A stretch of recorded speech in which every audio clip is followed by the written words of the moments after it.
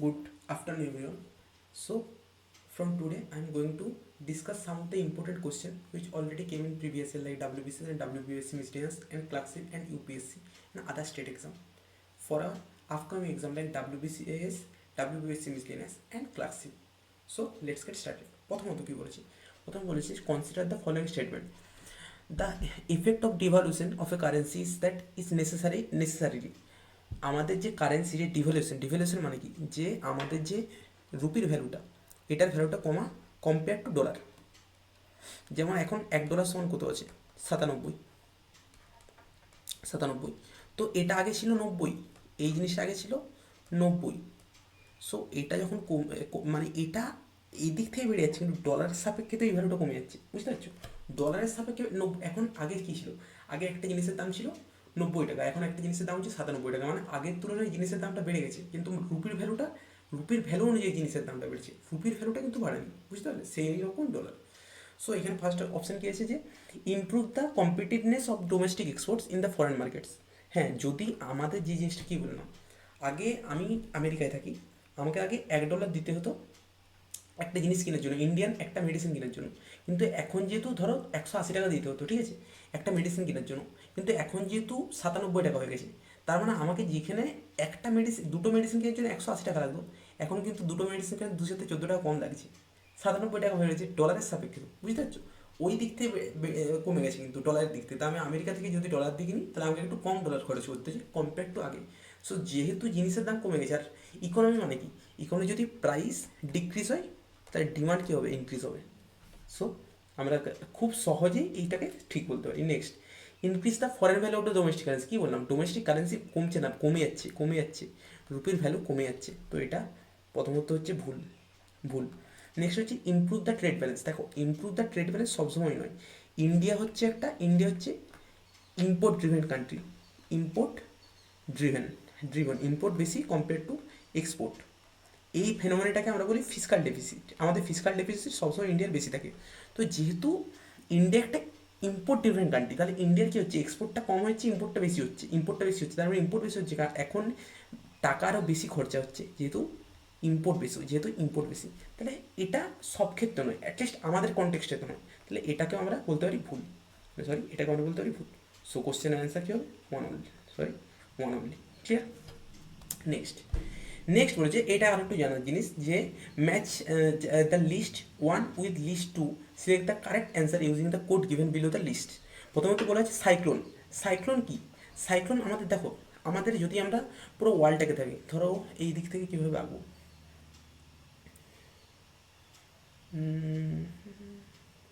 আমার একটু ম্যাপ পয়েন্টিংটা হয়তো খারাপ হতে পারে, কারণ কি আমি এইটা আর নিচে এখান থেকে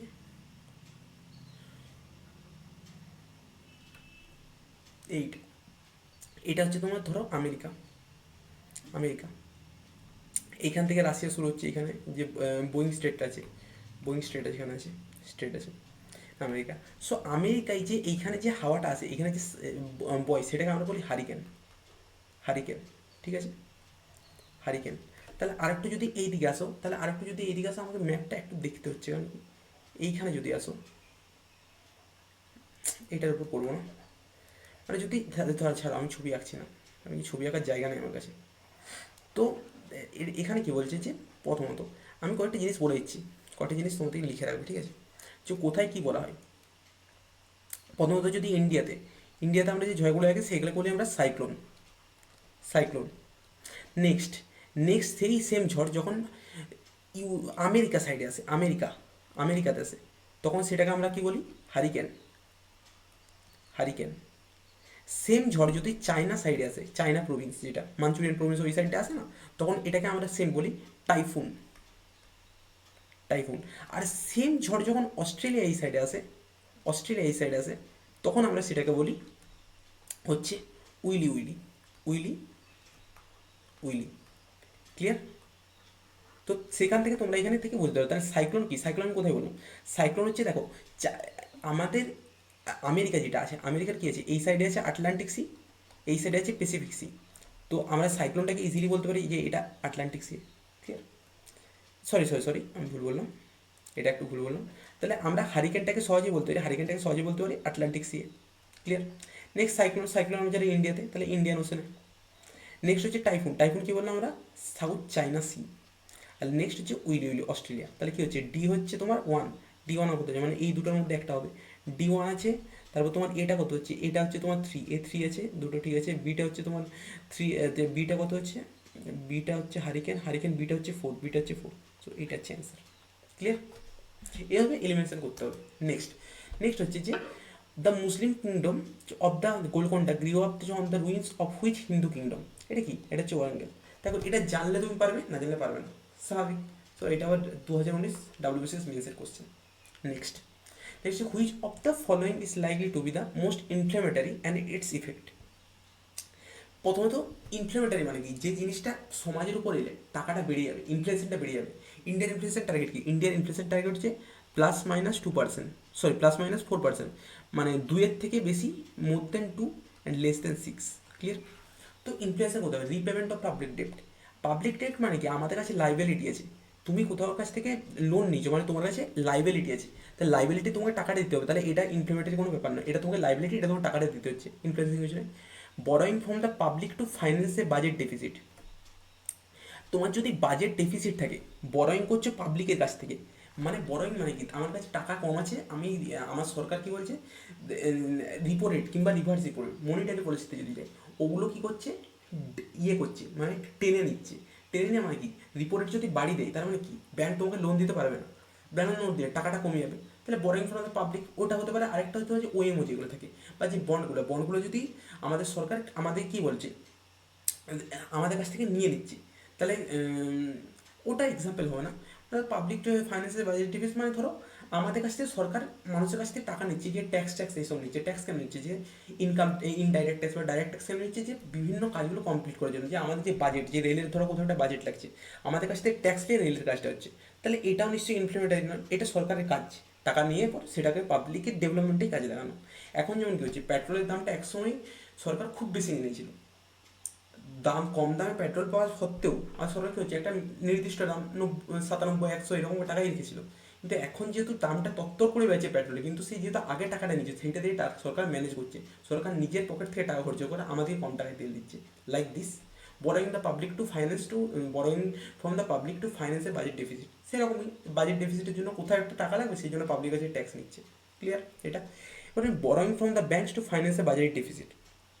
বরোয়িং ফ্রম দ্য ব্যাঙ্ক কী রকম, ধরো যেমন কালকে সরকার বললো আমাদের যে স্ট্রিট ভেন্ডার যেটা আছে, স্ট্রিট ভেন্ডারদের কাছে কী হয়েছিল, করোনার পর ওদের জিনিসপত্র কিনা বেচা বন্ধ হয়ে গেছিলো, তো সরকার বলছে ওদিকে সাহায্য করার জন্য, ওদিকে সাহায্য করার জন্য ব্যাংকের কাছ থেকে টাকা নিচ্ছে, তাহলে এটা ওদিকে সাহায্য করার জন্য, মানে ব্যাংকের কাছ থেকে সরাসরি টাকা নিচ্ছে না, ব্যাংক কী করছে, ব্যাংক বলছে আচ্ছা টাকা চাই আমার, না আমি কয়েকটা কী করলো, ব্যাংক টাকা কিন্তু তৈরি করছে না, ব্যাংক করছে যে টাকাটা মার্কেট সার্কুল আছে সেটাকে টেনে নিচ্ছে, সেটাকে টেনে নিয়ে সরকারকে দিচ্ছে, তাহলে নতুন কোনো মানি ক্রিয়েট হচ্ছে না, তার মানে ইনফ্লেশন হচ্ছে না। ক্লিয়ার কনসেপ্ট এভাবে ক্লিয়ার। আর last, creation of new money to finance budget deficit, এটার কিন্তু ইনফ্লেমেটারি বটে। কোথায় গেল আমার পেন, হ্যাঁ। সো এটা ইনফ্লেমেটারি কেন, ক্রিয়েশন অফ নিউ মানি মানে কি, এক্সট্রা মানি, এক্সট্রা যে মানিটা সেটা মার্কেটে আসছে, যদি এক্সট্রা মানি মার্কেটে আসে কি, তাহলে মার্কেটের ভ্যালুটা কম বাড়িয়ে দিবে, আর ভ্যালু বাড়ানো মানে কি ইনফ্লেশন। এই টাকাটা কিন্তু মার্কেটে সার্কুলেট নেই, নতুন মানি তৈরি করছে, সেই জন্যই এটা ইনফ্লেমেটারি। কিন্তু আগেরগুলো ইনফ্লেমেটারি, আগে সরকার কী করছে, কারো কাছ থেকে টাকাটা নিয়ে পর অন্য জায়গায় টাকা ইনভেস্ট করছে, তাহলে কিন্তু নতুন টাকা আসছে না, কিন্তু এখানে নতুন টাকা আসছে এই জন্য। নেক্সট হচ্ছে the term Goldilocks zone is often seen in the news in the context of. Goldilocks zone মানে কি জানো, গোল্ডিলক জোন বলে আপ টু দ্য, প্রথমে কি, প্রথমে যে এখানে যে বুধ আছে, সূর্য, এটা তো সূর্য, সূর্য এটা, সূর্যের কাছে প্রথমে হচ্ছে বুধ, দিয়ে হচ্ছে শুক্র, তারপর হচ্ছে পৃথিবী, তারপর হচ্ছে মঙ্গল, এটা হচ্ছে কি। তো এই যে মঙ্গল, এইটাকে বলে গোল্ডিলক জোন, গোল্ডিলক জোন, মানে এইখানে যেগুলো আছে না, এগুলো অনেকটা পৃথিবীর মতো গ্রহ, এখানে হয়তো কখনো প্রাণের সঞ্চার দেখা যেতে পারে। তো যেখানে গোল্ডিলক জোন মানে যেখানে প্রাণের সঞ্চার দেখা যেতে পারে, বা যেগুলো রিলেটেড টু পৃথিবীর কী হলে পৃথিবীর বহন করে শুক্রকে, মানে পৃথিবীর মতো দেখতে যে সব, বা পৃথিবীর মতো ক্যারেক্টারিস্টিক্স যারা বহন করে, তাদেরকেই বলে সেই প্ল্যানেটগুলোকেই গোল্ডিলক জোনের আন্ডারে পড়ে। তাহলে এটা কি, search for the earth like planet in the outer space, এটা ক্লিয়ার। নেক্সট আবার ওয়ান লাইনার, যে who of the following organised a march in the Tanjore coast to break the salt law in April 1930। তো এটা কী হবে, রাজাগোপালাচারী। আরেকটা হচ্ছে April 1930, এটা কোথায় হয়েছিল, এটা জেনে রাখবে 12 এপ্রিলে শুরু হয়েছিল আপ টু 6 জুন, এইটা ক্লিয়ার। সো এই যে কোশ্চেনগুলো বলুন এগুলো আপকামিং এক্সামের জন্য খুবই ইম্পর্টেন্ট। সো প্লিজ এই যে জিনিসগুলো নতুন নতুন জিনিসগুলো জানলাম সেগুলো নোট করে নেবে এবং যে এক্সট্রা ইনফরমেশনগুলো সেগুলো মনে রাখবে, আর এভাবে কনসেপ্ট ক্লিয়ার করে পড়বে, তাহলে তোমাদের ক্ষেত্রে এক্সাম ক্লিয়ার করা খুব সহজ হবে। Thank you, have a great day and please follow and subscribe.